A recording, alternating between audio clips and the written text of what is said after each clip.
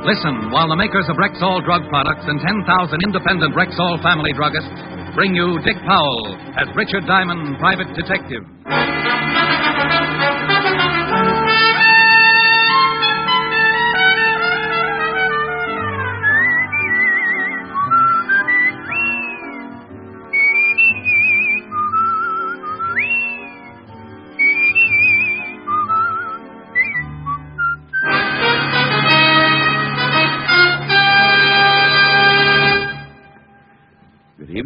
This is your Rexall family druggist with a welcome from the 10,000 independent druggists who have made the word Rexall part of our own store names.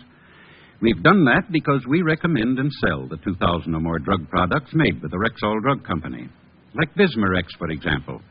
This famous Rexall antacid often neutralizes excess acidity within 1 minute.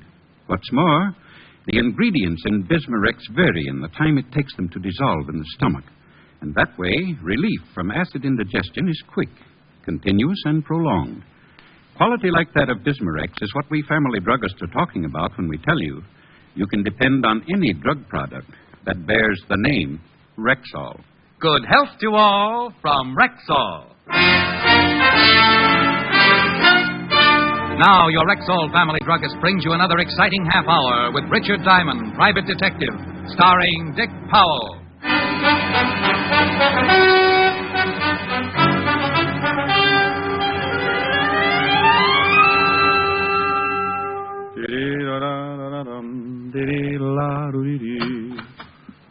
Mr. Diamond? Well, are you Mr. Diamond? Oh, my goodness, yes. Come right in. My name is Wolfe. Well, unofficially, so is mine. Sit down. Thank you. Oh, no, my pleasure. You must get a dividend from the nylon companies. Be terrible if there was a shortage. I'm well stocked. Yeah. What can I do for you? Start by calling me Edna. And then what? I'd like you to follow my husband. As a detective or a replacement? I think he's been seeing another woman. Why? Have you been running around the house in a diving suit and swim fins? I've always tried to keep myself attractive for my husband, Mr. Diamond. Well, then if your husband is seeing another woman, Mrs. Wolfe, it's got to be an optometrist assistant. Well, thank you. I think you and I are going to get along just fine. Well, now that we're all agreed, tell me some more about your husband. What makes you think there's another woman? Usual things. The way he's been acting. Business appointments every evening. Nothing else? He received a call late this afternoon. I listened in on the extension. It was a woman. She called the house? George was very unhappy about it, warned her never to do it again. She give a name? She said, "This is Nancy. I must see you here tonight at 8 o'clock. She didn't say where here was, did she? No, George seemed to understand. Probably her apartment. Probably. If he's seeing another woman, I want a divorce, Mr. Diamond. And you need grounds. Yes. 100 a day in expenses, Mrs. Wolfe. Edna. It's still 100 a day in expenses. Here's 200. I hope that's enough of a retainer. Oh, that'll keep me interested for quite a while. Now, tell me, what does your husband do? I mean his business. He's in steel. How much in? Very much. He's vice president of his company. What does he look like? Here's a picture of him. Well, I'll start right away and see what I can find out for you, Mrs. Edna. Yeah. Well, look, after I found out just how unfair your husband's treating you, I might lend you my shoulder to cry on. And I'd just about have to call you Edna then, wouldn't I? By 7 o'clock, I was standing across the street from her house waiting for her wandering husband. By 7:30, a man stepped out on the sidewalk and hailed a cab. I recognized him from the photograph as George Wolfe, and I started the tale, following him east across town to an apartment house on 47th Street. By the time I got in the lobby, it was deserted. A list of names on the mailboxes showed the only girl named Nancy in the building was a Nancy Fowler. So I headed for her apartment. Her door was at the far end of the hall, and I was halfway to it when George Wolfe bounded out and ran right into me. Let me go. Take your hands off of me. You forgot to close the door. Get out of my way. What's the matter, friend? You look like you ran into a yard full of snakes. Will you get out of my way, or must I use force? Well, use all you like, but I think you better go back and close the door. No. Yes. Stop it. You can't do this to me. Well, I hope you aren't always this wrong. No, please. Now get in the room. Oh, swell. No wonder you took off like that. I didn't kill her. I swear I didn't kill her. Nancy Fowler? Yes, I guess so. You guess so. Well, this is Miss Fowler's apartment, but I've never seen Nancy Fowler before in my life. There was the .38 revolver lying next to the dead girl, so I took out my own gun and covered Wolfe while I called Lieutenant Levinson of homicide to get right over. Wolfe yelled, screamed, and pleaded, and even offered me a nice fat bribe. But we waited for Fatty Levinson and his squad of New York's finest. He finally arrived, but New York's finest was poorly represented. Hello, Shamus. In trouble again, huh? Walt, did you have to bring Otis? I promised he hasn't used the siren in 4 days. Who's this guy? George Wolfe. Caught him running out of the door. Well, Mr. Wolfe, what about it? I had nothing to do with it, but I'm not saying any more until I see my lawyer. He was crying all over the place before you got here, Walt. Claimed he got a call from a Nancy Fowler who asked him to come up here. That's the truth, Lieutenant. She said she had something important to tell me. Says he never even heard of Nancy Fowler before the call. That also is the truth. When I came to the apartment, I found her lying just as you see her. How'd you get in the door? She told me she'd leave it open for me to walk right in. Bullet came out the back just below the shoulder blades, Lieutenant. You on the gun, Mr. Wolfe? I refuse to answer any more questions. Okay, take him down to the car, Otis. Come on, you. Rick, just how did you happen to be in this building at this particular time? Well, that was hard, but that guy's wife, the tail M. He was supposed to be playing illegal footsies with a female named Nancy. The dead girl? Well, the wife just knew the first name was Nancy. The girl who's supposed to live here is named Nancy. Nancy Fowler. I've never seen her before. Maybe the dead girl is one and the same. Well, I'll get an identification and have the gun checked by ballistics. In the meantime, I'm going to give this apartment a good going over. Mind if I help? Now, what kind of an answer do you expect to that? You will anyway. He was so right. We started going over the apartment room by room, closets, drawers, everything. In 10 minutes, the coroner and the boys from the lab arrived, and in the bedroom, Walt found something. Take a look at this. Ah, jewelry box.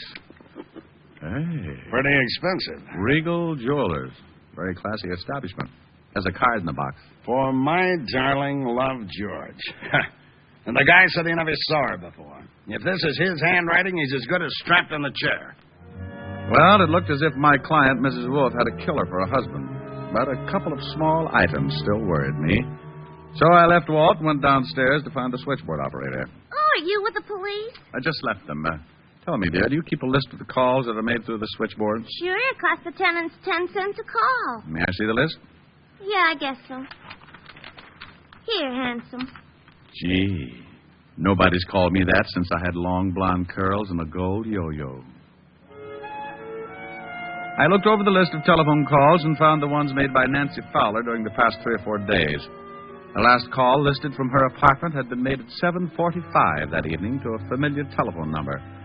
The same number Mrs. Wolfe had given me when she left my office earlier. I left for the home of Mrs. Edna Wolfe. Yes? Oh, Mr. Diamond, you shouldn't come here. What if my husband... Your husband's spending the night out. What? In a cell, all alone. Oh, you'd better come in. Now, what in the world are you talking about? And it looks as if your husband killed a girl this evening. Oh, no. That's the way it looks. Oh, please, sit down, Mr. Diamond. Thanks. I caught him running out of the girl's apartment, forced him back, and found the girl shot to death on the floor. Nancy Fowler? Yes, I think so. It was her apartment. The police are making identification now. Oh, it's just terrible. I wonder why he did it. Were you here in the house at 7:30 this evening? Well, no, I was with a friend until about 8:30. Well, a call was made to your house from Nancy Fowler's apartment. She was charged for it, so the call was completed. But she probably talked to George. Your husband swears he didn't know the girl. Claims he got a phone call, and she asked him to come right over, that she had something to tell him. He knew her all right. You remember, I told you I overheard them talking. Your husband own a gun? Well, yes, I believe so. You know what caliber? No, I don't know anything about guns.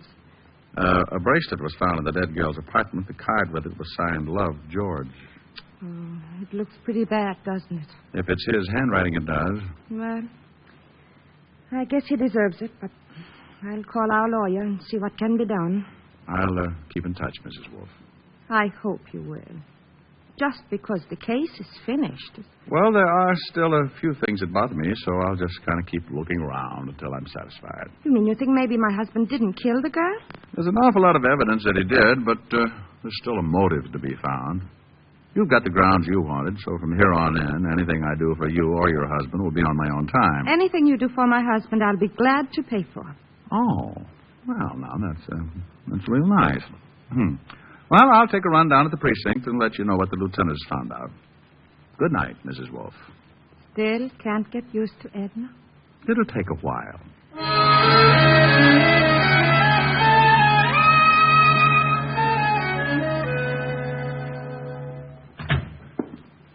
But you'd be in bed by now, Rick. My landlord short-sheeted me. What did you find out, Walt? The dead girl was Nancy Fowler. Figured. And George Wolfe did do the killing. His gun? Yeah, we checked the registration. His gun, his fingerprints on it, his handwriting on the note in the jewelry case. What does he say about the bracelet and the note? He bought it all right. We checked. Regal Jewelers. Says it was for his wife. You expect him to say something different? No. What's the motive? We'll find it. Probably another man. Here's the report on the dead girl, Lieutenant. Well, isn't it a little late for you, Otis? Why aren't you out flying around some belfry? He's picking on me again, Lieutenant. Maybe you'd like me to tell him about the time I caught you sleeping in the attic hanging by your toes. Oh, not you too, Lieutenant. Otis, I hear you've been picking up some extra money posing for Charles Adams. I don't have to take this. I know my rights, and I ain't no bat. Here's something on the dead girl. She works at the Gilded Cage, a nightclub owned by Eddie Young. Eddie Young. Wow. There's a nice little fella. He'd set fire to his grandmother if he thought it was too cold in the room. We'll have a talk with him tomorrow. Well, I guess I better be going. Sure. See you later. Yeah, I could sure use some sleep. Yeah. And, Rick, when you get over to Eddie Young's club, give him my best. Smarty. The Gilded Cage, where Eddie Young ruled as proprietor and keeper for his flock of hired gorillas, was only about 6 blocks away, so I decided to walk it. But like always, I start in one direction and end up getting sidetracked. Keep walking, Diamond. Don't turn around. You caught me when I'm right in the mood. You turn around, I shoot you. What's the matter? Don't you want me to spot your Tony? Over to that car. Okay. Quit poking. Your muzzle's cold. You drive. I'll get in the back. Oh, I forgot my glasses. Can't see 3 feet without them. Get in. But I have a restricted driver's license. You want it right here? I can wait. Where to? Just start driving and don't turn around.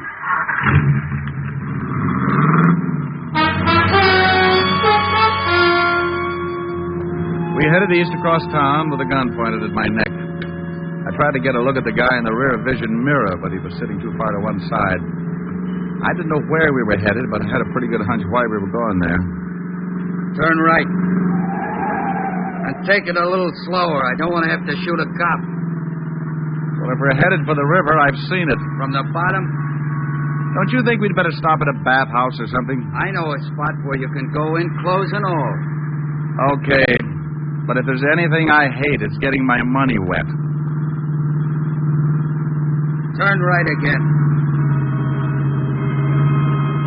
We were headed for a cross street. I could only turn right or left.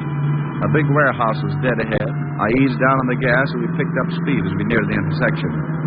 As I started to make the turn, I stamped down on the gas hard, and at the same time threw myself toward the floorboard. His gun went off so close to my ear, I felt like my head had split wide open. Then we hit the building.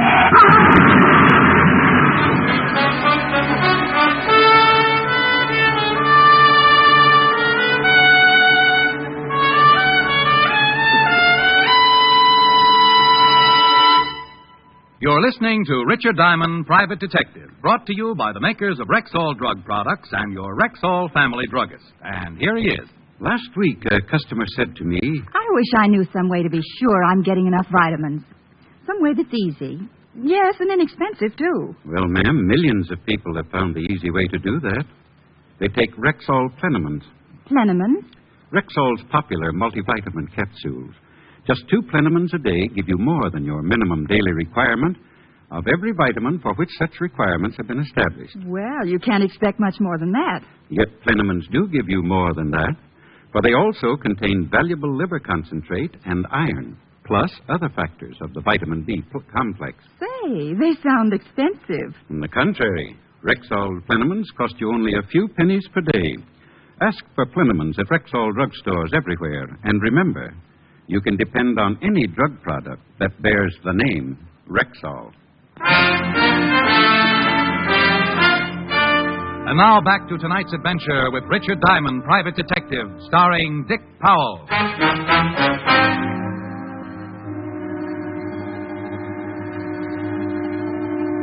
We had hit the building and pushed our way halfway through the brick wall. I was still on the floor, and the motor had been shoved through the firewall and was jammed into the front seat where I'd been sitting a minute before. My friend with the gun was stretched out over the top of the seat, his legs resting on the horn and his shoulders through the windshield. I sat up, rolled him off the horn. He was very dead. Before a crowd could collect, I climbed out and got to a phone, called Walt. Are you sure you're all right, Rick?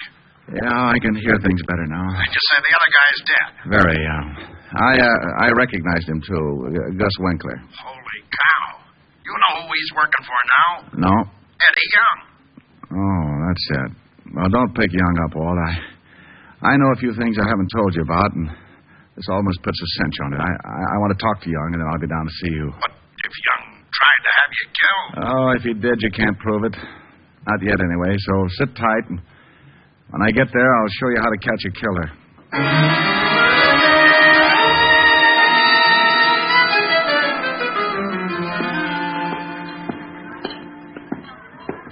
You going someplace, chum? Yeah, right through that door, chum. That's Mr. Young's office. Maybe he don't want to see you. Maybe he don't, but he's going to be disappointed. You ain't going in there, chum. You see? Everybody gets disappointed sooner or later, chum. Yeah, what... Aren't you in the wrong room?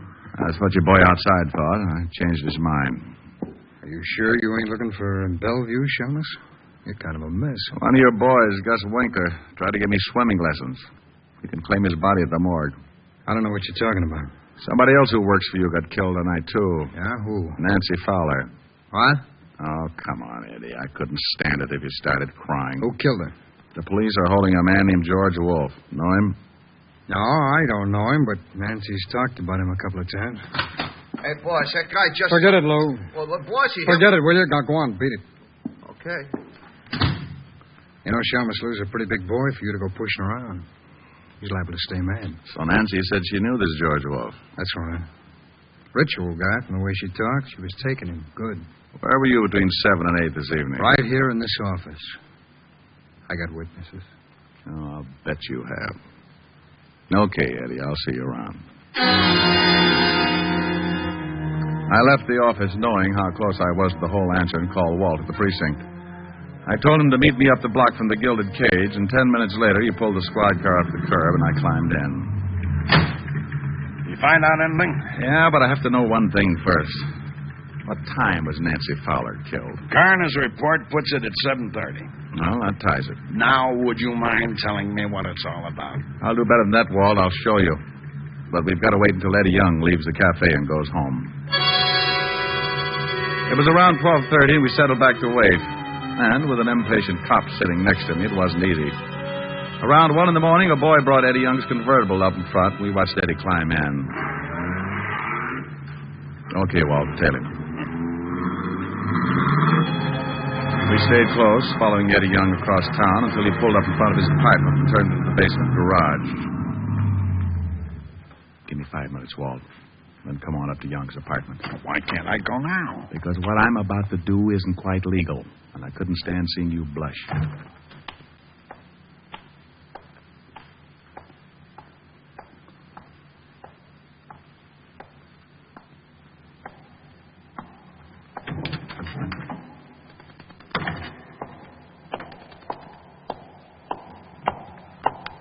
Hold it, Eddie. Hey, what's going on? One yell and I'll kill you. Look, Devin. Well, put away that gun, will you? What do you want? Let's go up to your apartment. But please believe me, Eddie. I'll do something bad if you get out of line. We rode the elevator up to Eddie's 8th floor apartment. I shoved him in the door ahead of me and then made sure there was no one else around to get me into trouble. All right. What do you want? Pick up that phone. Okay, but take it easy with that. Well, who do you want me to call? This number and hurry. I'll tell you what to say. Okay, I don't get this. Evergreen Street. What's the matter? Don't you like that number, Eddie? I don't even know the number. Come and dial it quick. Okay. And when you get an answer, just say, "This is Eddie. Get right over here. I got to see you." Oh, now, look, Shamus. You look, Eddie. I'm going to hold this barrel right between your eyes so you can see it coming if you make a mistake. I won't make a mistake. Hello. This is Eddie. Yeah, get right over here. I got to see you. I can't talk. Goodbye. Okay, now, will you take that gun away? You look a little worried. What have I got to be worried about? I don't know who I was talking to. Oh. That should be the law, Eddie. What is this, Diamond? I'm sorry I can't show you right now. Good night, Eddie. Wait a minute. Come on in, Walt. You said 5 minutes. Holy smoke, what happened to him? I just put him to sleep. We'll stay that way for a while. Now, Rick, you've got to tell me what's going on. I told you I'd show you. Now go on in the kitchen and see if you can find some ketchup. Ketchup? Yeah, then bring it out here and pour it all over Young. Have you lost your mind? Walt, I want him to make him look like he's bleeding. Now go find the ketchup or I'll just have to cut his throat. Walt found the ketchup and under protest poured it over the unconscious Eddie Young. Then I made sure the door was unlocked and we went out in the hall to wait. Please, Rick, what is this? It's the same way Nancy Fowler killing was framed, only she was really killed. Right, elevator. Okay. Play along with it.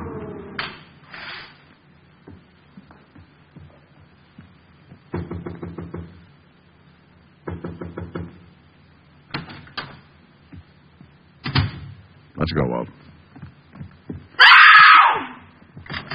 All right, hold it, Miss Wolfe. Oh, Mr. Diamond, he's dead. He's dead. His hair is all covered with blood. Why did you kill him? Kill him?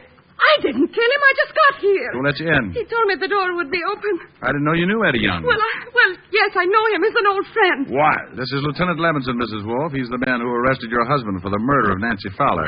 Lieutenant, I swear I didn't kill Eddie. Looks bad, Mrs. Wolfe. I didn't. Why would I want to kill Eddie? Well, why would your husband want to kill Nancy Fowler? I don't know. What has that got to do with this? You told me you didn't know Nancy Fowler. I didn't. You know Eddie. Nancy worked for Eddie. Well, I didn't know it. I didn't know Eddie that well. You said a girl called your husband and said her name was Nancy. Yes, that's right. You told me you didn't know her last name, and yet when I came over and told you your husband had just killed a girl, you asked me if it was Nancy Fowler.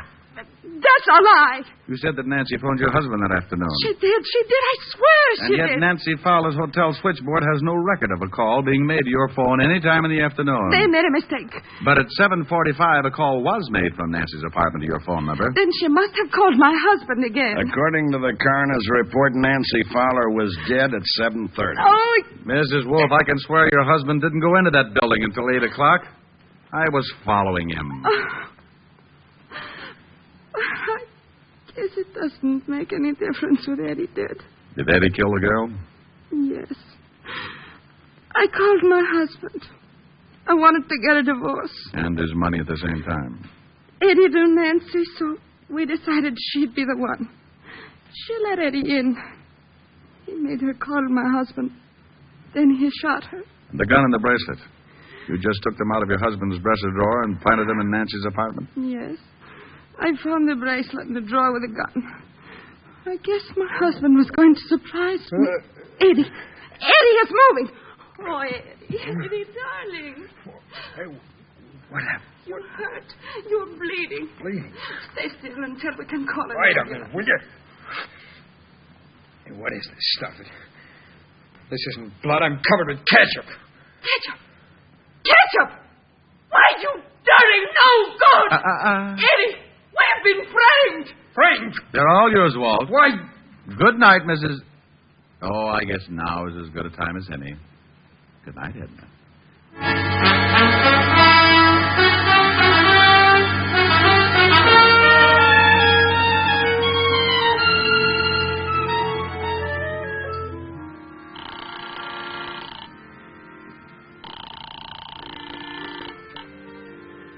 Yes? Helen? Hmm? It's Rick, honey. Oh, isn't that sweet? I was just dreaming. Rick, it's 4 a.m. Where are you? Well, I'm helping Walt close up the Gilded Cage. Helping Walt close up the what? The Gilded Cage. Nightclub. I hear music. Button his accordion will love you. Are you drinking? Honey, I'm with the police force. What was that? Well, that was Walt. He said, Rick. You stood me up this evening. Well, I'm going to make up for it, honey. Listen. Okay, 1, 2.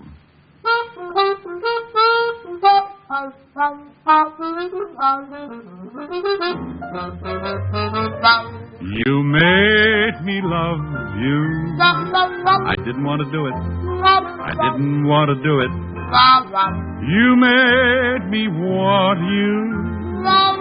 And all the time you knew it. I guess you always knew it. You made me happy sometimes. You made me glad. But there were times, dear, you made me feel so bad. You made me sigh for I didn't want to tell you. I didn't want to tell you.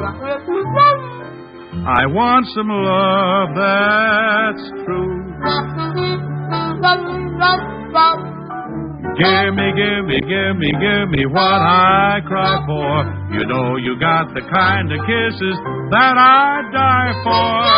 You know you made me love you.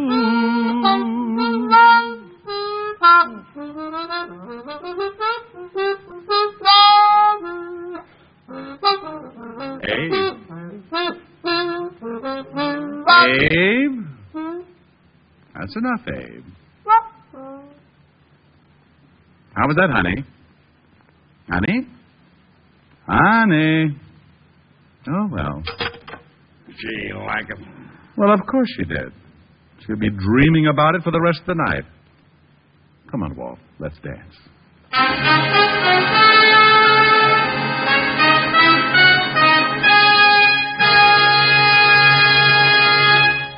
Once more, here's your Rexall family druggist. No faster-acting aspirin made.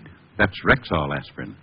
When taken with water, the 5 full grains of pure aspirin contained in every Rexall tablet are ready to go to work for you even before they reach your stomach. Next time you need aspirin, remember Rexall aspirin. There's no faster-acting aspirin made. Ask for it at Rexall drugstores everywhere. And remember, you can depend on any drug product that bears the name Rexall. Good health to all from Rexall.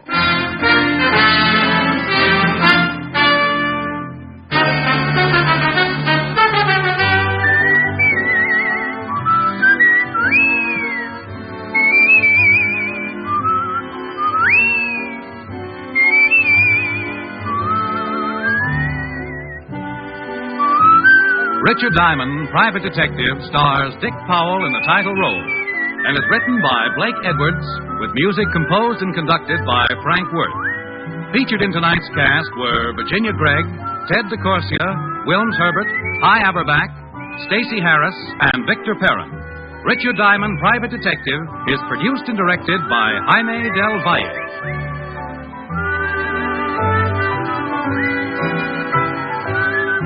This is Bill Foreman inviting you to be with us next Wednesday at this time when we will again bring you Dick Powell as Richard Diamond, Private Detective.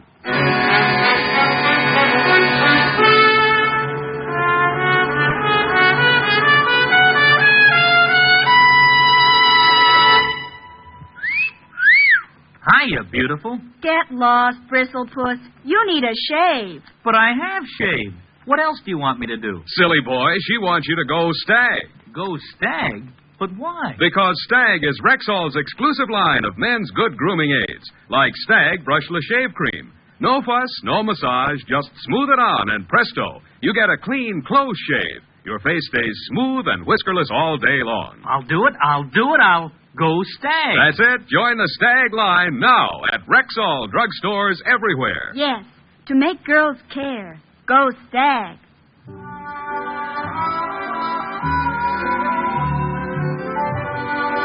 Sarah Berner will delight you tomorrow with Sarah's Private Keeper on NBC.